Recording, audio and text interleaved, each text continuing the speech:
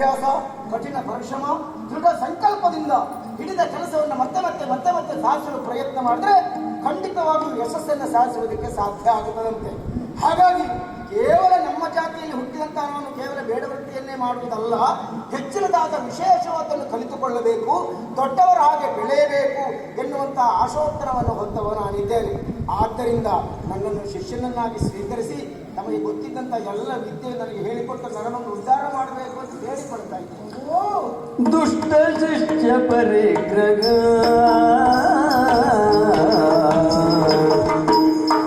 ದುಷ್ಟ ಶಿಷ್ಯ ಪರಿಗ್ರಹ ಶುಕ್ರವಂ ತಿಷ್ಟ ಕೀರ್ತಿಯ ನಿಗ್ರಹ ಶುಕ್ರವಂ ತಿಷ್ಟ ಕೀರ್ತಿಯ ನಿಗ್ರಹ ಶ್ರೇಷ್ಠ ಕುಲಜರ ಪಂಕ್ತಿಯು ಶ್ರೇಷ್ಠ ಕುಲಜರ ಪಂಕ್ತಿಯು ಧರ್ಮವಲ್ಲಿಷ್ಟಿಂದರಷ್ಟೇ ಗತಿಯು ಧರ್ಮವಲ್ಲಿಷ್ಟಿಂದರಷ್ಟೇ ಗತಿಯು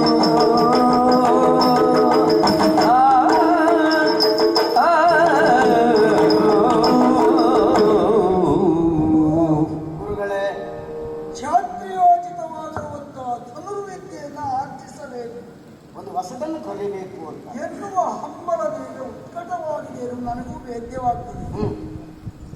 ಅದಕ್ಕಾಗಿ ನೀನು ಹೇಳ್ತೀವಿ, ಜಾತಿಯನ್ನ ಮೀರಿ ವ್ಯವಹರಿಸಿದವರಿಲ್ಲವೇ ಇದ್ದಾರೆ.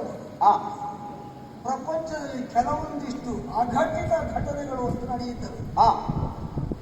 ಅದನ್ನು ಅಪವಾದ ಅಂತ ನಾವು ಪರಿಗಣಿಸಬೇಕಾಗುತ್ತದೆ. ಅದನ್ನು ಆದರ್ಶ ಅಂತಲೋ ಆಧಾರ ಅಂತಲೋ ಅನುಸರಿಸುವುದಕ್ಕೆ ಆಗುವುದಿಲ್ಲ. ನಾಲ್ಕು ಕಾಲಿನ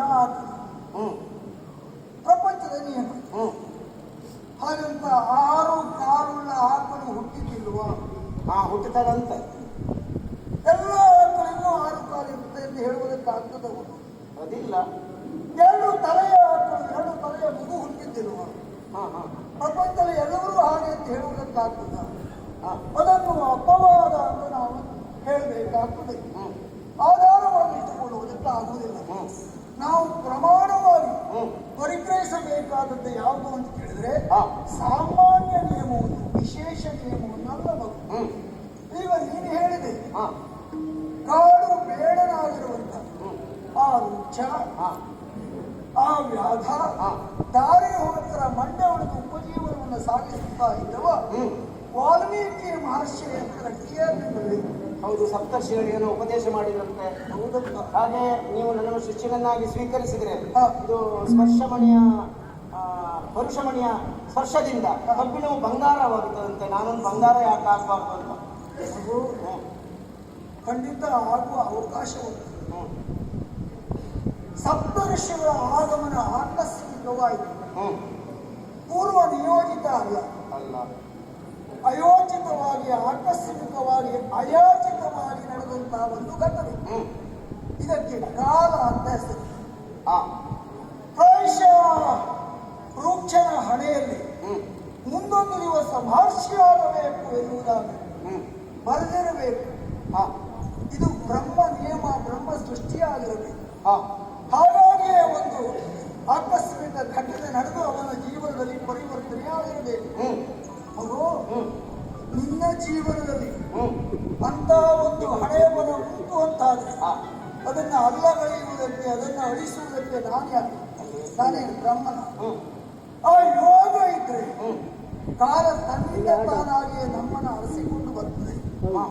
ಮಗು, ಯೋಗ ಬೇಕು. ಹೇಗೆ ಗೊತ್ತಾಗ, ಸಿಂಧೂ ದ್ವೀಪ ಎನ್ನುವಂತ ಒಬ್ಬ ಮಹಾರಾಜ, ವಿಶ್ವಾಮಿತ್ರನ ಅಜ್ಜ, ಬ್ರಹ್ಮನ ಕುರಿತಾಗಿ ಘನಘೋರವಾದಂತಹ ತಪಸ್ಸನ್ನು ಮಾಡಿದಂತೆ ಬ್ರಹ್ಮದೇವ ಪ್ರಸನ್ನನಾದ.